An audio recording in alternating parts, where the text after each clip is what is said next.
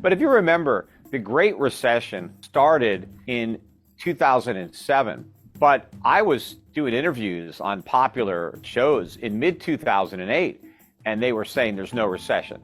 So what happened was all these economists went backwards and revised down all the data, and then they said, okay, I guess we were in recession. They didn't even think a recession was coming. But the fact of the matter is we were actually in one at the time, and they couldn't even see that.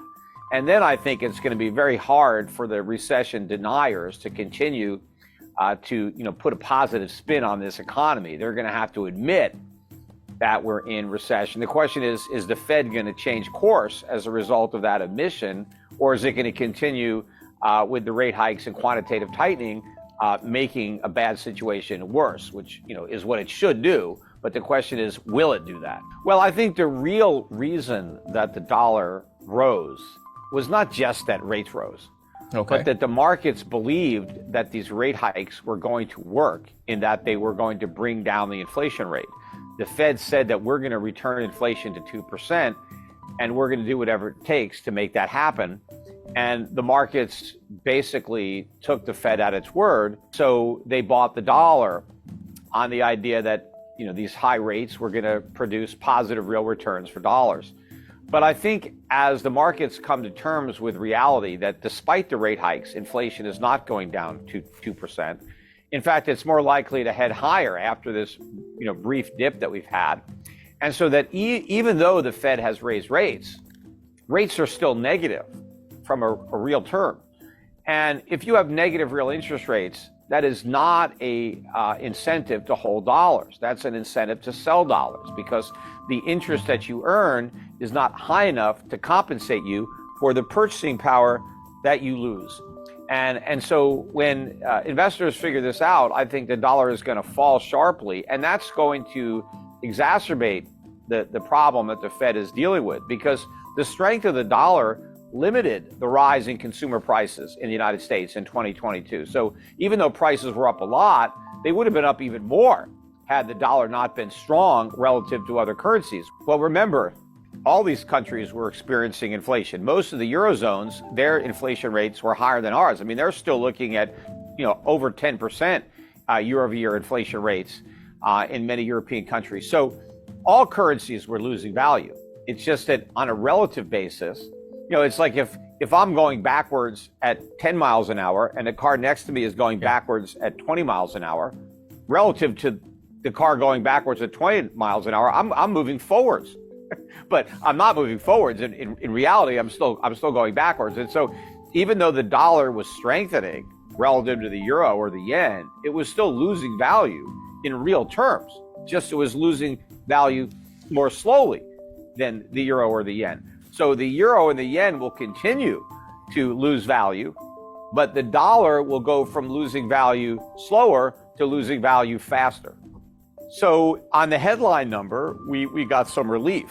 But of course, on the core, not so much. A lot of the prices continued to rise, even as some of the headline numbers were coming down. But also remember, prices continue to go up. It's not like they're coming down. They're just going up a little more slowly than they were going up before. But if prices were too high, even a little increase is still a problem. What we need is for prices to go down. We need to, for prices to recover, or for consumers to recover some of their lost purchasing power by having consumer prices actually fall. But that ain't going to happen. Right. All we can hope for is that they rise more slowly. In fact, that's what the Fed's goal is. The Fed's goal isn't to reduce prices.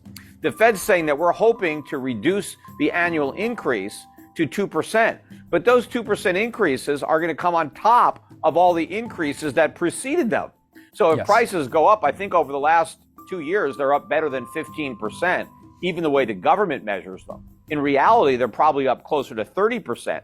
But even if they start going up 2% from here, we're going up 2% from a much higher level, than we were at before. But of course, we're not going down to 2%. We're not even getting anywhere near 2%. Before we get close to 2%, we'll be above 10%. I don't know that the rate hikes had much to do with it, other than maybe they had something to do with the break in commodity prices temporarily. Because remember, those rising interest rates actually feed into higher consumer prices, because Really? people forget that, well, interest rates are prices, right? And so like any other price, they get factored in to finished goods. Like if I am a business, Yeah. I have labor costs, I have raw material costs, well, I also have interest rate costs. Maybe I borrowed some money to build a plant or whatever I'm doing. And so I have to pay interest on my debt.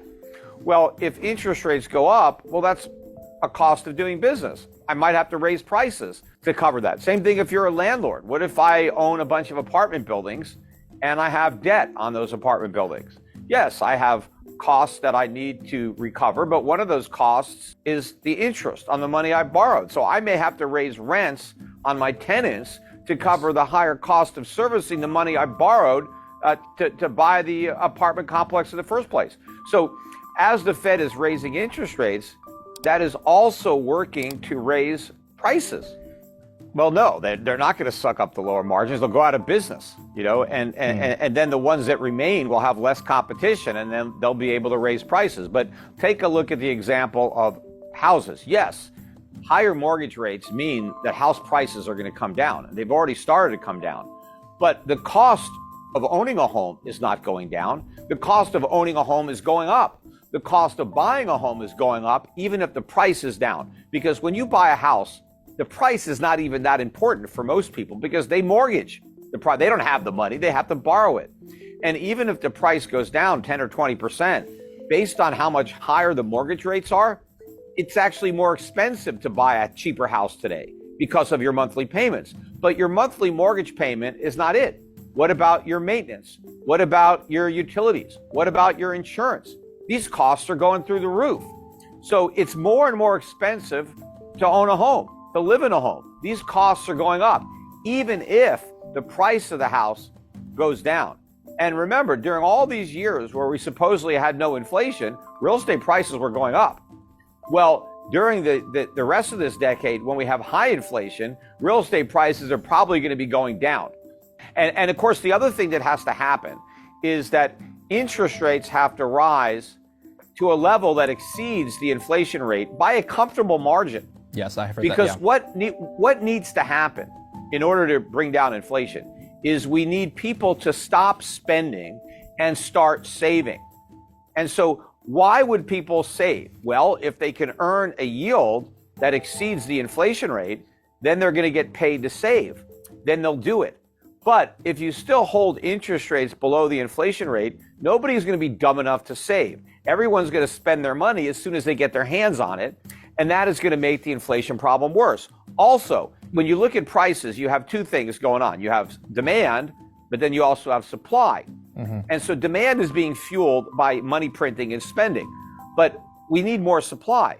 Well, if we have less spending and more savings, you kill two birds with one stone, because that reduces the demand, but it increases supply, because the money that is saved is then loaned out to businesses to make investments in capital that can increase productivity. So by encouraging savings and discouraging spending, we get less demand and more supply, and that helps reduce prices. But we're not doing that. We're not getting extra savings, so we're not getting additional supply. Yeah. And consumers are running up their credit cards, their all-time record highs, yes, maxed out on mortgage debt, maxed out on auto loans. Everybody is borrowing and spending. So prices have got nowhere to go but up.